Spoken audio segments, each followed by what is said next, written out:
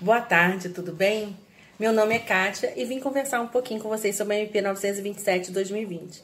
Tenho certeza que vocês já viram vários vídeos hoje sobre o assunto, mas vamos tentar esclarecer algumas duvidazinhas, tá bom? A MP foi publicada no Diário Oficial de ontem e ela tem validade durante o período de calamidade pública. Devemos lembrar que o período de calamidade pública vai até 31 de dezembro de 2020, tá? Nessa MP foram tratadas de medidas trabalhistas, entre elas, o acordo individual escrito, ou seja, dando a esse acordo individual escrito poder sobre as convenções coletivas, acordos coletivos e mais qualquer negociação a respeito de contrato de trabalho. Só que limita isso à Constituição Federal. Então, então a gente fala assim, vou pegar e vou reduzir o salário do meu empregado a metade, vou colocar ele para trabalhar jornada a tempo parcial. Isso tudo tem que ser verificado. Eu oriento que vocês verifiquem com os advogados trabalhistas, né, que vocês tenham acesso. E outro detalhe, a CLT, no seu artigo 501 a 503, ela prevê uma redução de até 25% do salário no caso de força maior, mas o trabalhador não vai receber inferior a um salário mínimo, tá? Então, nós temos que parar e dar uma olhadinha nesse artigo com muita cautela e calma nesse momento, tá bom? Outra coisa, o teletrabalho. O teletrabalho, eu posso comunicar ao meu trabalhador com 48 horas. Eu posso fornecer o equipamento para ele incomodato. E toda despesa que ele vai ter com infraestrutura ou com equipamentos, ou eu trato disso antes dele entrar em teletrabalho, ou eu tenho até 30 dias após para fazer um acordo com ele. Como é que vai ficar o custo desse teletrabalho, tá bom? Então, essa foi a segunda situação. E outra coisa, o teletrabalho agora também poderá ser feito pelos aprendizes e estagiários, além dos seus empregados. Antecipação de férias individuais. A SMP permite a antecipação de férias, ou seja, meu período aquisitivo não está completo e eu posso gozar 30 dias de férias. As férias deverão ser comunicadas com 48 horas de antecedência. Outro detalhe que essa MP também prevê é o pagamento dessas férias.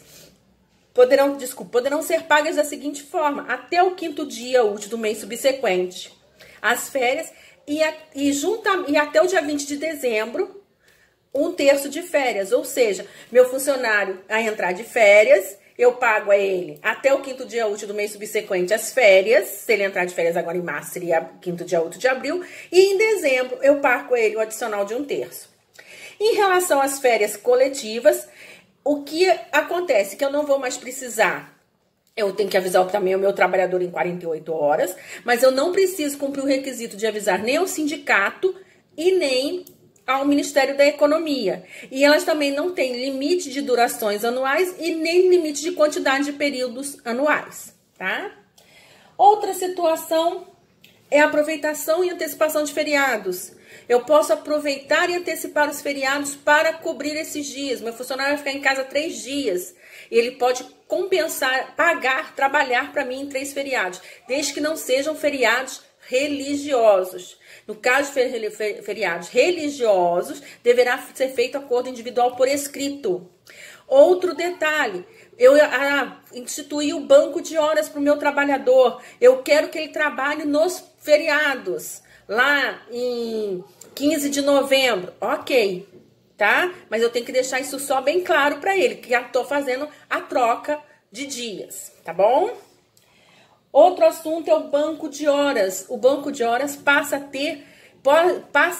vai poder ser compensado até 18 meses após o estado de calamidade pública, ou seja, a partir de 1º de janeiro de 2020, 1º de janeiro de 2021, eu tenho 18 meses para compensar esse banco.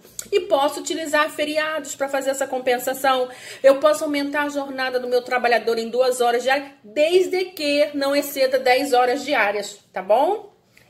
Suspensão das exigências administrativas em SST, ou seja, ficam suspensos exames médicos, ocupacionais, clínicos e complementares, exceto os demissionais, ou seja, ASO admissional, ASO periódico, ASO de retorno ao trabalho, todos os exames complementares a respeito desses ASOs estão suspensos. Eu teria que fazer um exame complementar nesse momento, uma audiometria, está suspensa, tá? Exceto em caso de exame demissional, tá bom, gente? E outra coisa que a MP trouxe, se meu exame foi feito até 180 dias, ele tem validade para fins de exame demissional, mas ele tem que estar no máximo com 180 dias. Outra situação é que os treinamentos periódicos ou os treinamentos de SSTs também estão suspensos, tá? Enquanto durar essa situação. E também os eventuais ou qualquer treinamento periódico ou treinamentos eventuais também estão suspensos. Outra situação é que eu posso realizar meus treinamentos por EAD. A gente só tem que verificar qual a parte do treinamento a norma regulamentadora permite que seja EAD, tá bom? Outra situação, a CIPA. A CIPA pode permanecer vigente. Ela vai perder agora o mandato da minha CIPA, termina no dia 30 de abril.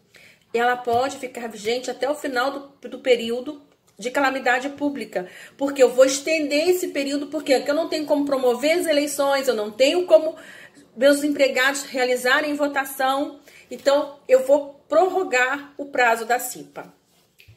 Bem, direcionamento do trabalhador para a qualificação. Isso aí o presidente falou no seu Twitter, que vai revogar esse artigo 18. Mas do que ele trata? Essa suspensão de contrato seria para qualificação profissional. Então, meu funcionário teria o contrato suspenso para fins de qualificação profissional. Se não fosse para fins de qualificação profissional, não poderia ter o contrato suspenso. Mas vamos aguardar o que vai ser resolvido sobre isso, tá bom? Outra situação, diferimento do recolhimento do FGTS, ou seja, o FGTS das competências março, abril, maio e junho poderão ser recolhidos até em 6 parcelas. Mas para isso, as GFIPs deverão ser entregues no máximo até o dia 20 de junho de 2020. O certificado de regularidade do FGTS passa a ter validade de 90 dias com essa medida provisória. Os estabelecimentos de saúde poderão fazer prorrogação da jornada de trabalho das escalas 12 por 36 ou outras escalas, mesmo para quem trabalha em área insalubre. E também poderão convocar os seus funcionários que estejam de férias, que estejam... A medida provisória está lá. O empregador poderá suspender as férias ou licenças não remuneradas dos profissionais da área de saúde ou daqueles que desempenham funções essenciais. Aí a gente pode pensar num atendente de farmácia, a gente pode pensar no auxiliar de serviços gerais. Todos esses podem ter suas férias ou licenças remuneradas suspensas para fins de voltar ao trabalho devido à Covid-19. Suspensão dos prazos administrativos. Todos os prazos administrativos para fins de atendimento aos autos de infração ou autos de infrações trabalhistas. Infrações trabalhistas ou notificações do FGTS estão suspensos por 180 dias. Ou seja, nesse momento a gente não tem que se preocupar em atender essas notificações. Covid-19 não é doença ocupacional. A MP trata disso, dizendo que a contaminação pelo coronavírus não é uma doença ocupacional, exceto pela comprovação com a relação com o trabalho. E aí a gente tem que ter cuidado. Quem seria essa relação com o trabalho? Quem seria esse nexo causal? A gente pode estar pensando num enfermeiro, num auxiliar de enfermagem, tá? Então, existe uma brecha para ser considerada doença ocupacional. Prorrogação de vigência e acordos coletivos. Os acordos coletivos e as convenções que forem vencer daqui a 180 dias poderão, a critério do empregador, continuarem vigentes, ou seja, ele pode continuar praticando o que estava nesta convenção, mesmo após ela ter sido encerrada, ela ter perdido a sua vigência. Porque pode ser que a gente não consiga nem votar as convenções coletivas que estão em andamento, né? Então, ou seja, o empregador pode manter os direitos dos seus trabalhadores com base na convenção coletiva existente. E a atuação dos auditores fiscais do trabalho do Ministério da Economia? A MP diz o seguinte: durante o período de 180 dias, os auditores fiscais do trabalho do Ministério da Economia, os fiscais do trabalho que estão no Ministério da Economia, vão atuar de forma orientativa, ou seja, eles não vão punir as empresas.